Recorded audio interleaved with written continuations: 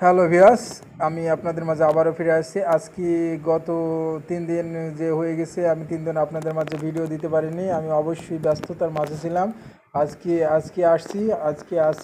আপনাদের মাঝে প্রচারিত ভিডিও আমি জানিয়ে দেব যে কোন জেলায় কত টাকা বাজার। কিন্তু আগামীকাল আসলে ভিডিও দিতাম আমি, যে গতকাল যে দিতাম একটা ভিডিও, যে অবশ্যই আমি ঝড়ের কারণে আমি ভিডিওটা দিতে পারিনি, এবং কি সারাদিন যে পানি আর বিদ্যুৎ ছিল না বললে চলে, এবং কি ওয়াইফাই লাইন না থাকার কারণে আমি এই ভিডিওটা আপনাদের মাঝে দিতে পারিনি। আজকে দেব।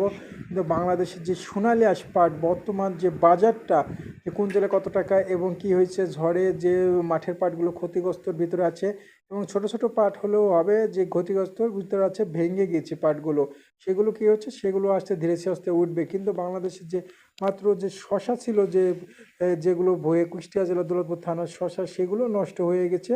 অনেক জায়গায় নষ্ট হয়ে যাচ্ছে, অনেক জায়গায় লাল চলে যাচ্ছে, অনেক জায়গায় এমন কি আছে কুকড়া ধরে যাচ্ছে। তাদের ভালো ফলন এবার হয়তো ফলা হবে না। কিন্তু বর্তমান যে বাংলাদেশের সোনালী পাটের বাজারটা, সেটা যেখানে আমি পাটের দেখলাম যে মাঠের অবস্থা খুবই খারাপ, যে 10 থেকে 8% পাট দেখা গেল কুষ্টিয়া জেলা, বাদ বাকি শসা আর বাদ বাকি অন্য অন্য ধনচা, অন্য অন্য ঘাস, অন্য অন্য ফসল দেখলাম।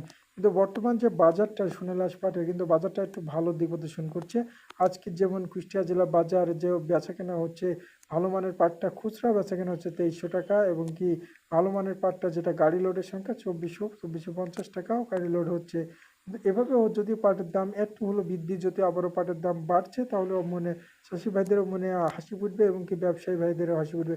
ব্যবসায়িক ভাইরা বলছে আমরা তো গত বছরের পাট দিতে যে থাকে আমরা বৃষ্টিতে তো মরে যাচ্ছি, কিন্তু আমরা পাট বেচা কোনো উদ্ধারই পাচ্ছি না। কিন্তু এবার আমরা দেখি পাটের নাকি দাম হবে, শুনছি বাংলাদেশের প্রধানমন্ত্রী কৃষিমন্ত্রীরাও বলছে যে সব জেলার পাটারির দাম হবে। কিন্তু পাট নাই বললেই চলে, পাট খুবই সীমিত আছে মাঠে। কিন্তু পাট যেহেতু গোডাউনরা ব্যবসায়ীরা আটকে রেখেছে, সেগুলো যদিও দাম পায়, তাহলে আবারও ব্যবসা বোধহয় ফিরে আসবে। কিন্তু মিল মালিক ভাইরা বলছে যে পাট যদিও চাষিরা না বোনে, তাহলে আমরা কিভাবে পাট পাবো?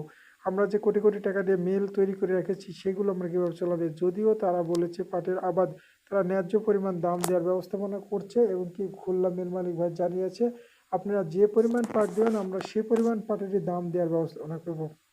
বর্তমান যে কয়েকটি জেলার বাজার আমি জানিয়ে দিই, আজকেও জানাবো যে ফরিদপুর, রাজশাহী, পাবনা এবং কি যশোর জেলা, এই 4টি, এবং কি কুষ্টিয়া জেলায় 5টি জেলাগত তথ্য। ফরিদপুরে পাটের 3200 থেকে শুরু করে 4000-এর উপরেও পাট বেচা কেনা হচ্ছে, ভালো লেভেলের পাটটা। পাটের দাম একটু হলেও বাড়ছে, বেচা কেনা অনেকটা ভালো। এবং পাট যদি কেউ বিক্রয় করতে চায়, অবশ্যই পাট নিয়ে নিচ্ছে, সাথে সাথে যদি কেউ বলে। কিন্তু এতদিন আমরা দেখেছি যে পাট বেচতে চাইলে পাট নেওয়ার লোক নাই, এখন কিন্তু পাট যে দামই হোক নিচ্ছে। বাংলাদেশে পাবনা জেলায় এই 3100, 3200 বেচা কেনা হচ্ছে 2600 থেকে শুরু করে ভালো মানের পাটটা। এবং কি ভালো মানের পাটটা 100 থেকে 150 টাকা বৃদ্ধি পেয়েছে, কমা পাটটা 50 টাকা বৃদ্ধি পেয়েছে। বর্তমান পাটের উপর ডিপেন্ড করে আবারও পাটের দাম বাড়ছে 100 থেকে 150 টাকা। আজকে বাংলাদেশের যে রাজশাহী জেলা, সেখানে পাট বেচা কেনা হচ্ছে 2600, 2700, 2800 এবং কি 3000 টাকা।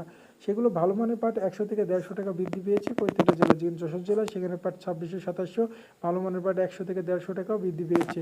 বর্তমান পাটের সংখ্যা সবচেয়ে নিম্ন দাম হচ্ছে কুষ্টিয়া জেলা। কুষ্টিয়া জেলা পাটের বাজার আবারও বাড়বে, এই কথা জানিয়েছে কৃষিমন্ত্রী এবং কি প্রধানমন্ত্রী বলেছে বাংলাদেশের সব কিছুর দাম যখনই হচ্ছে, কাঁচামালের যা দাম অবশ্যই হচ্ছে, কিন্তু সবজির দাম হচ্ছে, তো কেন আমাদের সোনালী পাটের দাম হবে না? যেটা সারা বিশ্বে চলে সেটার দাম অবশ্যই আমরা দেবো। কিন্তু সারা বিশ্বে আবারও পাটের দাম আবারও আমরা জানতে পারছি, আবারও পাটের দাম আবারও হবে। কিন্তু বাংলাদেশের যদিও বিদেশে রপ্তানিতে হয়, তাহলে পাটের দাম আবারও সেই 2020 সালের মতন 7,000 টাকা দেখা দিতে পারে, এবার 2024 সালে থেকে 25 সালে। এটা জানিয়েছে বাংলাদেশের যে কৃষিমন্ত্রীরা। যদিও বিদেশে রপ্তানিত হয়, তাহলে অবশ্যই হবে যে আবার